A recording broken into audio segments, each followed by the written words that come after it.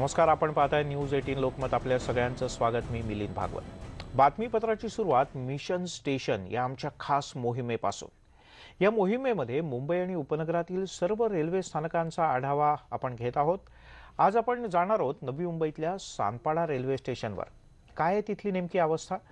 कारण रेल्वे रुळाच्या दोन्ही बाजूला 9 फुटाची भिंत उभारली जाते, मात्र स्थानिक नागरिकांचा त्याला मोठ्या प्रमाणात विरोध आहे.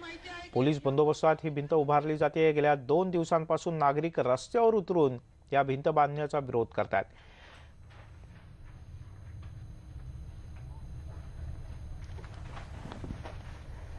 या रेल्वे स्थानकाची स्थिती अतिशय वैशिष्ट्यपूर्ण अशा प्रकारची आहे. सानपाडा हे रेल्वे स्टेशन जोडणारं रेल्वे स्टेशन, अतिशय महत्त्वाचं असं रेल्वे स्टेशन, हार्बर मार्गावरचं, आणि त्यामुळेच या स्टेशनशी लोकांच्या अनेक गोष्टी जोडलेल्या आहेत. स्थानिकांचा इथे जी भली मोठी भिंत उभारली जाते त्याला मात्र ठाम विरोध आहे. इथल्या स्थानिक महिलांशी बातचीत केली आहे आमचे प्रतिनिधी विनय म्हात्रे यांनी.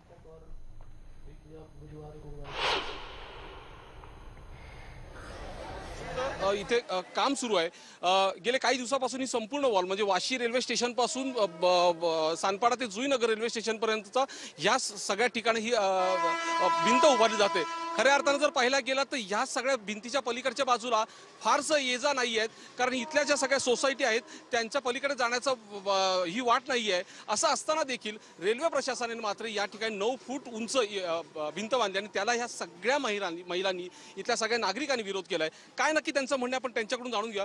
मला तुम्ही सांगा, भिंत बांधणं रेल्वे प्रशासनाने हाती घेतलेलं आहे, पण तुमचा त्याला विरोध आहे. नक्की तुमचा विरोध कशासाठी आणि काय तुमची मागणी आहे? भिंत बांधायला विरोध असा आहे की ती भिंत 9 फुटाची आहे. प्लस भिंत बांधल्यावर इथे ज्या प्रवृत्ती आहेत त्यांना जास्त वाव भेटेल. इथे कॉलेज आहे जवळ, तिथली मुलं आताही इथे येऊन बसतात, अश्लील चाळे करतात, ज्याचा आम्हाला आता त्रास होतोय. हा इतका सुंदर परिसर आहे आमचा, होय रेल्वे प्रशासन खराब करते. इथं दररोज मी स्वतः गॅलरीत उभी राहून मुलांना ओरडते, तरी पण ते थांबत नाही. इथं इतकी मुलं येऊन त्रास देतात, ओरडले का म्हणतात डोळे बंद करून घ्या. अशा भाषेत आम्हाला ऐकावं लागतं त्यांचं. कितीतरी वेळा मी स्वतः पोलीस स्टेशन मध्ये जाऊन सांगितलंय. साहेब बोलले मी लगेच येतो आणि कुणीही आलेले नाहीये. पोलिसांना देखील तक्रार दिली आहे सोसायटीच्या मार्फत. नीलकंठ कॉर्नरची मी अध्यक्ष आहे. मी नेहमी तिथून आमच्या 2-3 लेटर तर नक्कीच गेलेले, पण त्याचा काहीच उपयोग झालेला नाही. आणि असं असताना ही जेव्हा ही भिंत तयार होईल त्यानंतर तर काय होईल ते आधी सांगणं कठीणच आहे. म्हणजे आता जी कठीण परिस्थिती त्यापेक्षा अधिक कठीण परिस्थिती निर्माण होऊ शकते असं मला वाटतं. यासाठी ह्या सगळ्या नागरिकांचा विरोध आहे. खऱ्या अर्थानं पोलिसांची देखील इथे खरं तर डोकेदुखी आहे, कारण इथे नेहमी ज्या पद्धतीने अनैतिक धंदे चालतात किंवा या परिसरामध्ये ज्या पद्धतीचे अनैतिक चाळे चालतात त्याच्याने अगोदरच पोलिसांसमोर डोकेदुखी आहे. ही जर भिंत तयार झाली तर नक्कीच पोलिसांसमोर देखील एक आणखी प्रश्नचिन्ह निर्माण होणार आहे. विनय म्हात्रे, न्यूज 18 लोकमत, नवी मुंबई. तिकडे मुंबईतील लोकलची दुरावस्था आता आपण पाहिली. आता बातमी आहे मुंबई शहराला सुसाट आणि सुपरफास्ट करणाऱ्या मेट्रोची.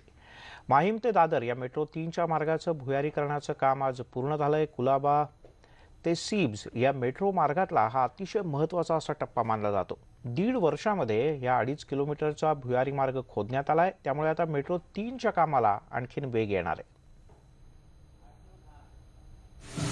कृष्णा 1, कृष्णा 2.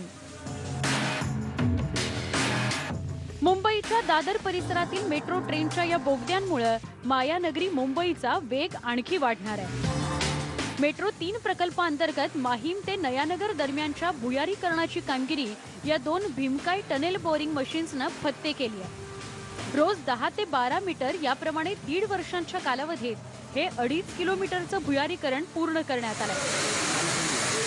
हे भुयारीकरण करताना अनेक आव्हानं भुयार खोदणाऱ्या अभियांत्रिकी पथकांसमोर उभी होती. कारण या परिसरात दाट लोकवस्ती असून इथल्या भूगर्भात बेसाल्ट, टफ आणि ब्रेशिया सारखे कठीण खडक आहेत.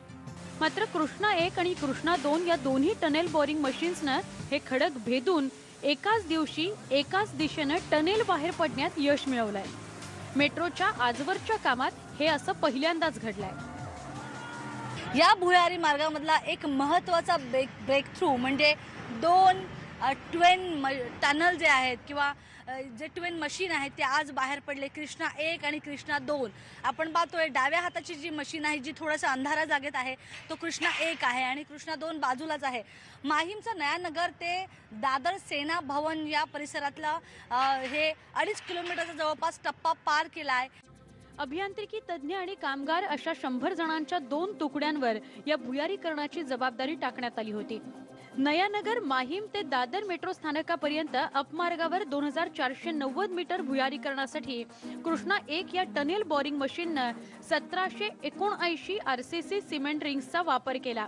तर डाऊन मार्गावर कृष्णा 2 या टनेल बोरिंग मशीननं 2472 मीटर भुयारीकरणासाठी 1766 RCC रिंग्सचा वापर केलाय. या भुयारीकरणासाठी जर्मन बनावटीच्या हॅनेंकनेट या अत्याधुनिक मशीन्सचा वापर करण्यात आलाय. त्याची लांबी 108 मीटर तर वजन 400 टन आहे. जर आपण बघितलं की या ज्या 2 मशीन आहेत यांनी साधारणतः जे काम केलेलं आहे मागच्या 1-1.5 वर्षामध्ये ते रोज 10 ते 12 मीटरचं हे भुयारीकरण होतं. आणि या पूर्ण पट्ट्यामध्ये बेसॉल्ट, टफ, ब्रेशिया यासारखी जी कठीण खडक आहेत किंवा दगड आहेत त्यांना भेदत हा टप्पा गाठलेला आहे. यापूर्वी अशाच प्रकारे टनेल बोरिंग मशीन्सच्या माध्यमातून मुंबईच्या सिप्स आणि छत्रपती शिवाजी महाराज आंतरराष्ट्रीय विमानतळ परिसरातील मेट्रोच्या भुयारीकरणाचं काम पूर्ण करण्यात आलंय. आज नयानगर माहीम ते दादर हा महत्त्वाचा टप्पा पूर्ण झाल्यामुळे मेट्रोच्या कामाला आणखी गतीच मिळणार आहे. स्वाती लोखंडे ढोके, न्यूज 18 लोकमत, मुंबई. सतत प्रवाशांची संख्या वाढत असल्यामुळे लोकलचा प्रवास हा दिवसेंदिवस धोकादायक, त्रासदायक, थकवणारा, हाणामाऱ्यांचा असा बनत चाललाय. लोकल अपघातामध्ये मृत्युमुखी पडणाऱ्यांची संख्या सुद्धा वाढत चालली आणि त्यामुळेच सरकारनं मेट्रो प्रकल्पांना गती दिली. पुढच्या 2 वर्षात मुंबईत मेट्रो प्रत्यक्षात धावू लागण्याची शक्यता आहे.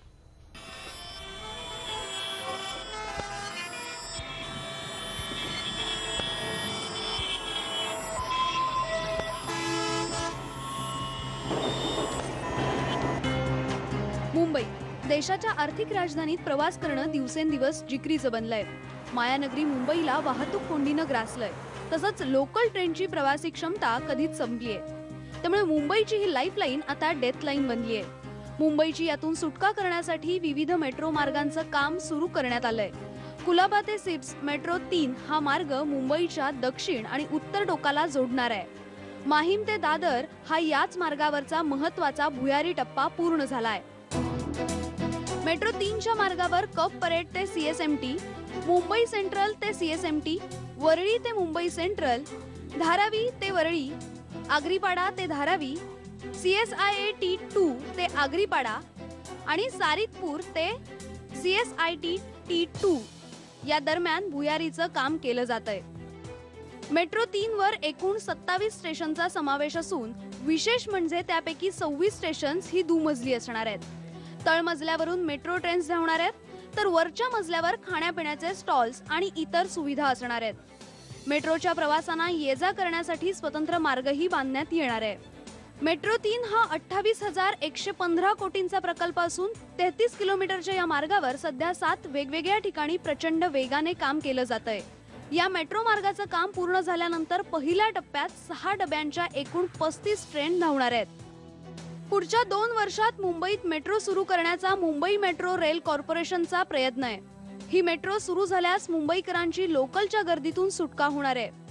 स्वाती लोखंडेसह bureau report, news 18 Lokmat, Mumbai.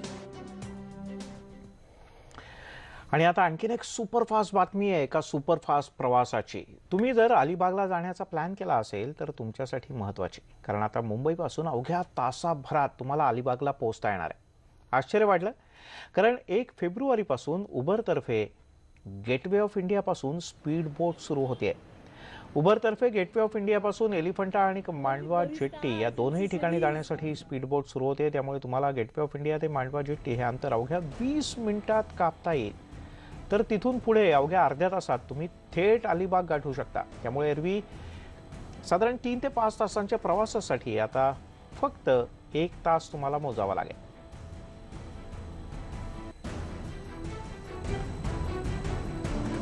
ही स्पीड बोट नेमकी कशी असेल सांगतात आमच्या प्रतिनिधी स्वाती लोखंडे. गेटवेला फिरायला आल्यानंतर स्पीड बोट बघितला ना की यातनं कधी प्रवास करायला चान्स मिळतो का अशी इच्छा प्रत्येकाच्या मनात नक्कीच निर्माण होते. पण ही इच्छा आता पूर्ण होऊ शकते, कारण गेटवेवरनं स्पीड बोट तुम्ही भाड्यानं घेऊ शकताय. उबरनं आता टॅक्सी रिक्षानंतर थेट स्पीड बोट भाड्यानं देण्यासाठी नवी सुविधा सुरू केली आहे, जी शुक्रवारी सुरू होते आहे. त्यामुळे गेटवे, मांडवा जेट्टी आणि त्याचबरोबर एलिफंट आयलंडला जर तुम्हाला जायचं असेल तर तुम्ही ही स्पीड बोट हायर करू शकता. आपण पाहतो की अशा अनेक स्पीड बोट इथे लागलेल्या आहेत. साधारणतः 6 ते 8 लोकांसाठी 5,700 रुपये मोजावे लागणार आहेत. एकेरी वाहतूक असेल ही, आणि रिटर्न जर्नीसाठी साहजिकच आहे तुम्हाला हे दुहेरी भाडं द्यावं लागणार आहे. की तुम्हाला आता या स्पीड बोट भाड्यानं घेऊन ॲपवर बुक करून तुम्हाला याचा वापर करता येईल आणि प्रवास करता येईल. व्हिडिओ जर्नलिस्ट संदीप पवार सह स्वाती लोखंडे ढोके, न्यूज 18 लोकमत, मुंबई.